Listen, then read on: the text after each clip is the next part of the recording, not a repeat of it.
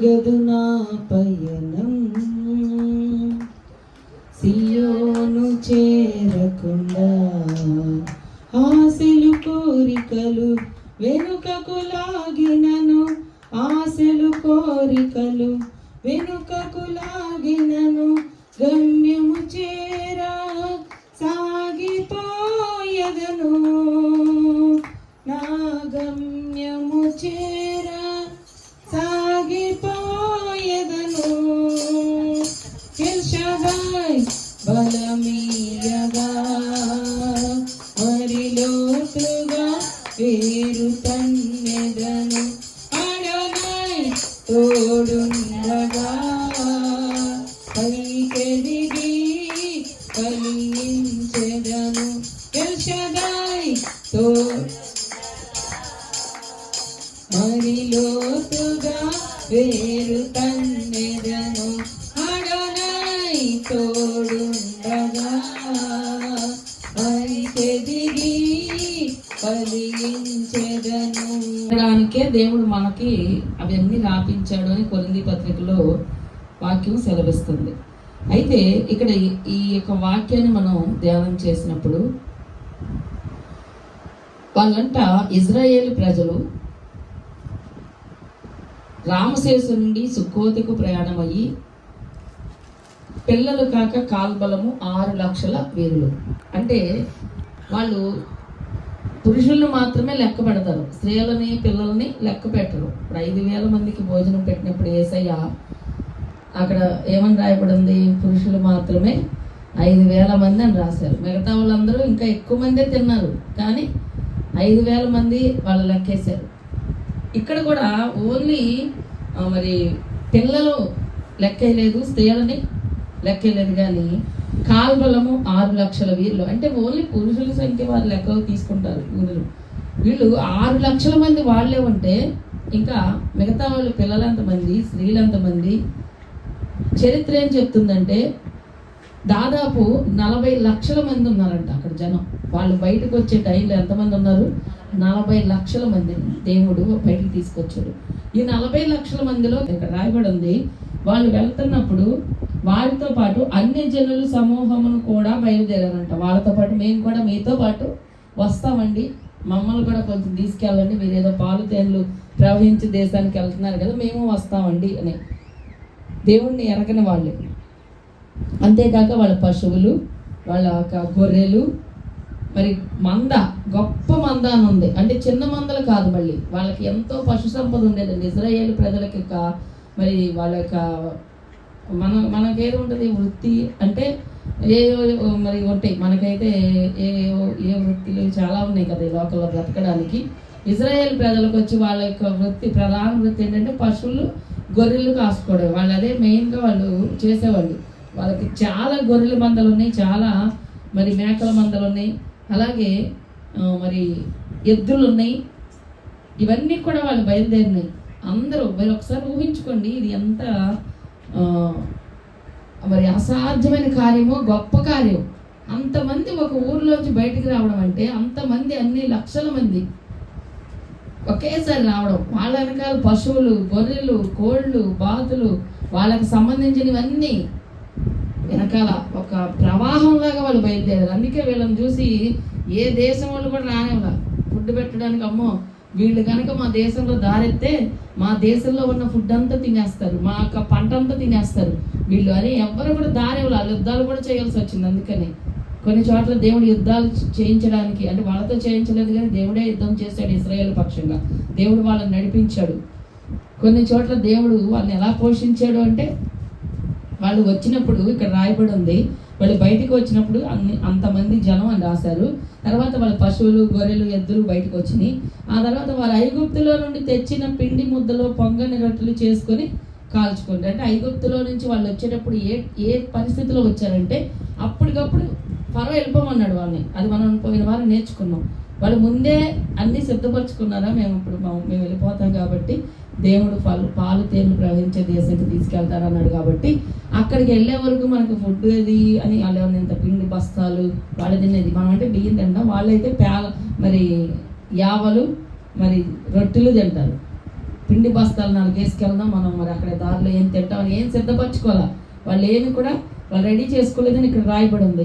వాళ్ళంట ఆ రోజుకి అప్పటికి కొంచెం పిండి వాళ్ళ ఇంట్లో ఆ రోజు తినడానికి రెడీ చేసుకున్న పిండి మాత్రమే వాళ్ళ దగ్గర ఉంది. దేవుడు వాళ్ళకి విడుదల ఇవ్వగానే అర్ధరాత్రి ఫరో రాజ్యంలో అందరూ పిల్లలు చనిపోగానే ఫరో అన్నాడు, మీరు అర్జెంట్గా వెళ్ళిపోయిన ముందు అన్నాడు. వెళ్ళిపోమనగానే వాళ్ళు ఉన్న పలంగా ఇంట్లో బయటకు మనం తోస్తారు అనుకోండి, ఉన్న పలంగా మనం ఏం చేస్తాం, ఒక కట్టుబాట్లతోనే బయటికి వెళ్తాం. ఏమన్నా చంచి మరి బ్యాగు డబ్బులు ఇవన్నీ పెట్టుకుని వెళ్తామా? వెళ్ళాం. అలాగే వీళ్ళ పరిస్థితి చూడండి, అర్జెంటుగా వెళ్ళిపోమనగానే వాళ్ళు ఏమి రెడీ చేసుకోవాలి పాపం. బయటకు వచ్చేసారు. బయటకు వచ్చేసిన తర్వాత వాళ్ళు అక్కడ రాయబడి ఉంది, వాళ్ళకి అప్పుడు కొంచెం పొంగని రొట్టెలు చేసుకొని కాల్చుకొని తిన్నారు. ఆ తర్వాత వాళ్ళ గురించి ఏమనుందంటే, వాళ్ళు ఐగుప్తులో నుండి వెళ్ళగొట్టబడి తడువు చేయలేకపోయిరు కనుక అది పులిసి ఉండలేదు. అంటే వీళ్ళు తెచ్చుకున్న పిండి కూడా ఎందుకు కాల్చుకొని వీళ్ళు తినగలిగారంటే, వీళ్ళు ఆలస్యం చేయకుండా బయటకు వచ్చారు. అందుకే ఆ పిండి కూడా వీళ్ళు తెచ్చుకున్నది పులవలేదంట. వాళ్ళకు 2 విషయాలు మనకు నేర్పిస్తున్నాడు ఈ వాక్యం ద్వారా. ఒకటి, వాళ్ళని దేవుడు విడిపించినప్పుడు వాళ్ళు ఏమి కూడా సిద్ధపరచుకోవాలి. వాళ్ళు ఏమీ లేదు. మన జీవితంలో కూడా అన్నీ రెడీ చేసేసుకొని, ఒక బ్యాంక్ బ్యాలెన్స్ ఉంటే మనకి 1 లక్ష రూపాయలు 10 లక్షలు ఉందనుకోండి సపోజ్, అప్పుడు ధైర్యంగా అమ్మయ్యా ఇప్పుడు ఆరోగ్యం పాడైనా పర్వాలా, ఎందుకంటే నాకు 10 లక్షలు ఉన్నాయి కదా అని ధైర్యంగా ఉండడం కాదు, భక్తి విశ్వాసం. నీ దగ్గర ఏమీ లేకపోయినా నీ బిడ్డల విషయంలో, నీ ఆరోగ్య విషయంలో, నీ భవిష్యత్తు విషయంలో, పిల్లల భవిష్యత్తు విషయంలో నా దేవుడు ఉన్నాడు కదా అని మనం ఎప్పుడైతే ఆధారపడతామో అది నిజమైన విశ్వాసం. ఈ రోజున వీళ్ళు వచ్చేసే ముందు మాకు ఏమి దొరుకుతుంది ఎడార్లో, ఇప్పుడులాగే ఉన్న ఊరు తర్వాత ఇంకో ఊర్లో టిఫిన్ చేద్దాం, ఈ ఊరు కాకపోతే ఆ ఊర్లో భోజనం చేద్దాం, ఈ ఊరు కాకపోతే ఆ ఊర్లో ఏదో ఒకటి దొరికిద్దిలే అనే అవకాశం కూడా వాళ్ళకి లేదు. ఏ ఊరోళ్ళు ఇంతమందిని కానిస్తారండి? ఇన్ని లక్షల మందిని మనం పెట్టగలమా? 10 మంది చుట్టాలు ఒకేసారి వస్తే కోయవు, కోట్లలో అవి స్టోర్ చేసుకోవు. కానీ వాటిని దేవుడు పోషిస్తున్నాడు కదా. ఎలా పోషిస్తున్నాడు? అయ్యన్నా ఊడుపులు ఉడిసి కోత కోసి కొన్ని గింజలు దాసి అవకాశం వాటికి లేదు. అవి వద్దిన లేసి ఏం చేస్తాయి? ఉదయకాలం మంది చీకటితో లేసి దేవుని స్తుతిస్తాయి, అరుస్తాయి కదా. వాటికి అరవాల్సిన పనే ఉంది. మళ్ళీ మధ్యలో ఎప్పుడు నరుతాయా? ఇంకా మళ్ళీ అరవు. అవి స్తుతిస్తాయి ప్రభుని. స్తుతించి మళ్ళీ గూట్లో మెచ్చగా పడుకుంటాయా? ఇంకా వర్షం వస్తుంది బయటికి వెళ్ళకూడదు ఈరోజు గూట్లో నుండి అని ఏమన్నా అనుకుంటాయా? పోనీ లేకపోతే ఈరోజు ఒళ్ళంతా నొప్పులుగా ఉంది, ఈరోజు గూట్లో ఎచ్చగా పడుకుందాం పడుకుంటాయా? ఏం పడుకో. వాటికి ఎలా ఉన్నా కూడా గుడ్లు పెట్టిన కూడా గుడ్లను కూడా వదిలేసి దేవుని స్తుతించగానే వాటికి వెళ్ళిపోతాయి బయటికి. దేనికి వెళ్తే? వాళ్ళని అక్కడ ఏమన్నా ఫలానా ఆమె నీకోసం 4 మెతుకులు పారేసిందా బయట, వెళ్ళి వెళ్ళుకో అని దేవుడు ఏమన్నా చెప్తాడా? తిన్నగా వెళ్ళిపోతాయా వాళ్ళ ఇంటికి? వాటికి వెళ్ళేటప్పుడు అంట దేవుడు ఎందుకు వాటితో పోల్చాడు తెలుసా? అవి వెళ్ళేటప్పుడు అవి ఎక్కడ మేత దొరుకుతాయి వాటికి తెలియదు. కనీసం ఆ రోజు తిండి దొరికింది దానికి గ్యారంటీ లేదు. కానీ ఆ విశ్వాసంతో వెళ్తాయి. మనమే ఆ విశ్వాసం ఏమైందో ఏంటో అనుకుంటాం. వాటికి ఏమి ఉండవండి. వాటి చక్కగా లెగుస్తీ స్తుతిస్తీ ప్రార్థన చేసుకుని వెళ్ళిపోతాయి. అలానే చాలామంది ఏమంటారంటే, అంటే దేవుడు పక్షుల్ని పోషిస్తానన్నాడు కదా, దేవుడు టెన్షన్ పడద్దు అన్నాడు కదా, అవి ఎత్తవు కొయ్యవు కాబట్టి నువ్వేందుకు టెన్షన్ పడతావు అన్నాడు. పని మానేసి పడుకోమన్నాడు మనల్ని. అవి ఇంట్లోనే అదే ఆ గూట్లోనే ఉంటే వాటికి మేత వచ్చిద్దా? దేవుడు చేస్తాడా? తేడు. వాటి పని ఏంటో తెలుసా? వాటిని స్తుతించాలి. అవి కొయ్యకపోయినా వెత్తకపోయినా దాచుకోపోయినా పోషిస్తున్నాడు కదా. అలాగే మనం కూడా స్తుతించాలి, దేవుడి మీద ఆధారపడాలి, మన పని మనం చేసుకోవాలి. దేవుడు మనకు సిద్ధపరుస్తాడు. అది ఒక ఆయన అనుకున్నాడు అంటే, ఇలాంటి వాక్యం ఒక పాస్టర్ గారు చెప్తే, పక్షులన్నీ అవి ఏం చెయ్యవు కదా, అవి ఏమి చేయకపోయినా దేవుడు వాటిని పోషిస్తున్నాడు కాబట్టి నీ పరలోకపు తండ్రి నిత్యంగా నిన్ను పోషిస్తాడు అన్న వాక్యం చెప్పారంట ఆ రోజు అయ్యగారు. అందులో ఒక సోమరిపోతాడు అనుకున్నాడంట, ఇంకా ఇదే మంచిది ఆ ఆవిడ పనికి వెళ్ళంటే నేను వెళ్ళను. అయ్యగారు ఏం చెప్పారు, నీ పరలోకపు తండ్రి నేను పోషిస్తాడు, నువ్వు విశ్వాసంతో ఉండాలని అన్నాడు కదా. నాకు విశ్వాసం ఉంది, నేను ఎలాగే ఉంటాను. అది పని మానేసి ఉంటే ఎందుకు పోషిస్తాడు దేవుడు? అవి గూట్లో మళ్ళీ పడుకొని ఉంటే దేవుడు వాటికి ఆహారం పెడతాడా? పెట్టడు. అవి వెళ్ళిపోవాలి. అవి ఎక్కడికి వెళ్తున్నాయో వాటికి తెలియదు, కానీ అవి వెళ్తాయి. ఫలానా వ్యక్తి ఇంటి దగ్గర గింజలు ఉన్నాయి అని దేవుడు చెప్పడు. లేదా పలానా చోట పిల్లలు అన్నం పాలపోసారు వెళ్ళి అక్కడ తెచ్చుకొని దేవుడు చెప్పడు. లేదా పలానా వాళ్ళు కొంచెం అన్నం ఎక్కువైంది మిగిలింది పక్కన పడేసారు వెళ్ళి తెచ్చుకొని దేవుడు చెప్పడు. అవి తెలీదు. అవి స్తుతించి వెళ్తామంటే వాడికి దేవుడు అక్కడ ఆహారాన్ని సమకూరుస్తున్నాడే. విశ్వాసంతో వెళ్తాయి. మన జీవితంలో కూడా ప్రతిదానికి విశ్వాసంతో మనం ముందుకు వెళ్ళాలి. అంతేగాని ప్రతిదీ సిద్ధపరిచేసుకొని వీళ్ళు ఇక్కడ సిద్ధపరచుకోవాలా. వాళ్ళకి ఏ రొట్లు లేవు అక్కడ. కొంతమంది ప్లాన్ ముందే అన్ని ప్లాన్ చేసేసుకొని అప్పుడు దేవుడు అప్పుడు నిబ్బరంగా ఉంటుంది వీళ్ళకి. అంటే వీళ్ళ జ్ఞానంతో వీళ్ళ బలంతో అన్ని సిద్ధపరచుకున్నాక ఇంకా దేవుడి మీద ఆధారపడేది ఏముందండి? అది విశ్వాసం కాదు. ఏమీ లేకుండా వాళ్ళకి ఏమీ తెలియదు. వాళ్ళ దగ్గర ఏ వస్తువులు లేవు, వాళ్ళ దగ్గర ఏ ఫుడ్ లేదు. వాళ్ళ దేవుడు రా అనగానే వాళ్ళు బయటకు వచ్చేసారు. 40 లక్షల మందికి దేవుడు ఒక్కరోజు కూడా పస్తు పెట్టలేదు. ఒక్కరోజు కూడా. మళ్ళీ మధ్యలో వీళ్ళకి వాటర్ ప్రాబ్లం, ఫుడ్ ప్రాబ్లం కాక ఇంకో ప్రాబ్లం వచ్చింది. ఏంటది? చికెన్. మనకి అలా చెప్తే అర్థమైంది. ఈ తిని తిని తిని మా అన్న తిని తిని మాకు బోర్ కొట్టేసింది. అసలు మాకు నోరు చచ్చిపోయింది. మాకు ఇప్పుడు చికెన్ కావాలంటే ఇప్పుడు ఈ మోసే టెన్షన్ పడిపోతాడు. అయ్యా వీళ్ళకి నేను ఎక్కడి నుంచి తేను? ఈ సముద్రంలో ఉన్నాయన్నీ, ఈ భూమి మీద ఉన్నాయన్నీ వీళ్ళకి ఇచ్చినా సరిపోవు కదా. నేను ఎక్కడి నుంచి దాని ప్రభావ ఈ 40 లక్షల మందికి నేడుస్తాడు దేవుడి దగ్గర. అక్కడ దేవుడు ఒక మాట అంటాడు, నీ తండ్రి బాహుబలం తక్కువైంది అనుకున్నావా? నువ్వు ఎందుకు అలా అంటున్నావు అని కురిపించేస్తాడు డైరెక్ట్గా. వాళ్ళు వండుకునే పని లేదు, వాళ్ళు ఏకలు బీకే పని లేదు, వాళ్ళు శుభ్రం చేసే పని లేదు. అన్నీ ఫుడ్ రెడీగా పడిపోతాయి. అంటే వాళ్ళు ఏది కోరుకున్నారో వాళ్ళు దేవుడు అది ఆకాశం నుంచి కురిపించాడంట పురేళ్ళని. వాళ్ళు తిన్నది ఎలా తిన్నారో తెలుసా? మళ్ళీ వాళ్ళకి ముక్కులోంచి వచ్చేట్టుగా తిన్నారంట. ముక్కులోంచి ఎప్పుడు వచ్చింది? ఎక్కువైపోతే ఇక ఒక్క తినేస్తుంది. నేను పేకలాగా మన వల్ల కాదు అంటావే. అలా తిన్నారంట వాళ్ళు. వాళ్ళకి ముక్కు వరకు వచ్చి వాళ్ళకే చిరాకు వచ్చేసేటట్టుగా, వాళ్ళకే విరక్తి వచ్చేటట్టుగా తిన్నారంట వాళ్ళు. దేవుడు ఇస్తే అలా ఉంటుందండి. దేవుడు ఏదైనా మన జీవితంలో చేస్తే అలాగే ఉంటుంది. బాగా నీళ్ళు తాగడం, చక్క దేవుడిని స్తుతించడం, ప్రార్థన చేసుకుంటా, ప్రభా స్తోత్రం అయ్యా, చక్క ట్రస్ట్ ఇచ్చావయ్యా, చక్క ప్రశాంతంగా ఉందయ్యా ఇక్కడ అని హ్యాపీగా ఉన్నాడు. ఇక ఒకరోజు వాగు ఎండిపోయింది. ఏరియాకి ఇంకేం చేయాలో తెలియదు. ప్రభా వాగు ఎండిపోయింది కదా, ఇప్పుడు నన్ను ఏం చేయమంటావు, ఏం తాగమంటావు, ఎక్కడ ఉండమంటావు అంటే, ఓ సరే అవునా, అయితే నువ్వు పలానా ఇంటికి వెళ్ళు, పలానా రాజుగారి ఇంటికి వెళ్ళు, పలానా ధనవంతుల ఇంటికి వెళ్ళు, పలానా సమృద్ధి కలిగిన వాళ్ళు. ఆ రోజు కరువు భయంకరంగా ఉన్న దినాలు అయ్యి.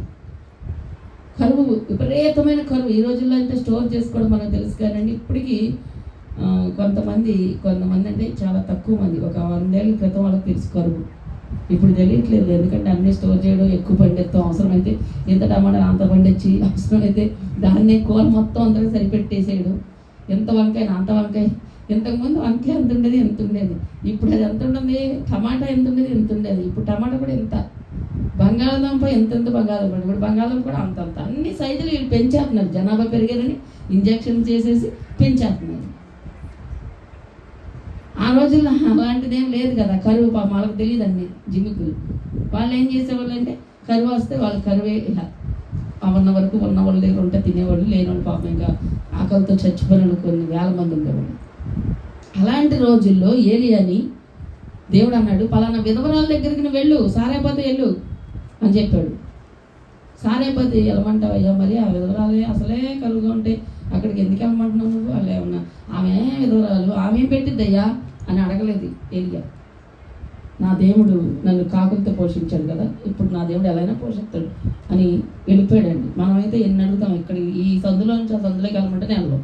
ఈ సందులో ఉండద్దు, ఈ ఊర్లో ఉండద్దు, ఇల్లు ఖాళీ చేసి పక్క ఊర్లోకి పో అంటేనే వెళ్ళాం. ఎన్ని క్వశ్చన్లో అబ్రహాం లాగా మనకు అంత భక్తి విశ్వాసం లేదు. విశ్వాసం ఉన్నప్పుడు దేవుడిని కానీ దేవుడు యొక్క ఆత్మను కానీ ఎదిరించడు, క్వశ్చన్ లేదు.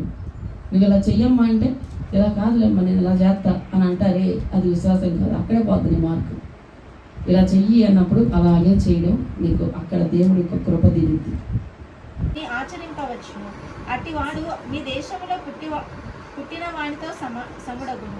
సున్నతి పొందిన వాడు దానిని తినకూడదు. దేశస్థునికి పొందని వాడు పొందని వాడు దానిని తినకూడదు. దేశస్థునికి మీలో నివసించు పరదేశికిని దీని గూర్చి ఒకటే విధి విండవలెను. ఇశ్రాయేలీయులందరూ అలాగు చేసిరి. యెహోవా మోషే అహరోనులకు ఆజ్ఞాపించినట్లు చేసిరి. యెహోవా ఇశ్రాయేలీయులను వారి వారి సమూహముల చొప్పున ఆనాడే ఐగుప్తు దేశంలో నుండి వెలుపలికి రప్పించాడు. చాలండి. దేవుడు కొన్ని ఆజ్ఞలు వాళ్ళకి పెడుతున్నాడు. ఏం చెప్తున్నాడంటే మీరు విమోచించబడ్డారు కదా, మీరు బయటకు వచ్చారు కదా, బయటకు వచ్చాక మీరు శుభ్రంగా హ్యాపీగా జీవించండి అని చెప్పట్లేదు. మీరు చక్కగా ఇష్టం వచ్చినట్టు బ్రతకండి అని చెప్పట్లేదు. మనం విడిపించబడిన మనం, దేవుడిని నమ్ముకున్న మనం, దేవుడిలో రక్షించబడిన మనం, దేవుడి రక్తంలో కడగబడిన మనం, బాప్తీసం పొందిన మనం, మనకు కొన్ని క్రమాలు ఉన్నాయి, కొన్ని ఆజ్ఞలు ఉన్నాయి.